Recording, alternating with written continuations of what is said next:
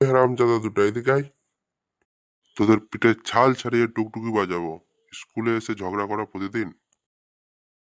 হারামজাদা বল, কেন ঝগড়া করছিলি? কেন কিসের লাগি ঝগড়া করছিলি বল? স্যার ছাড়ুন, কান ছাড়ুন স্যার, কান ছিঁড়ে গেল স্যার, ছাড়ুন বলছি স্যার।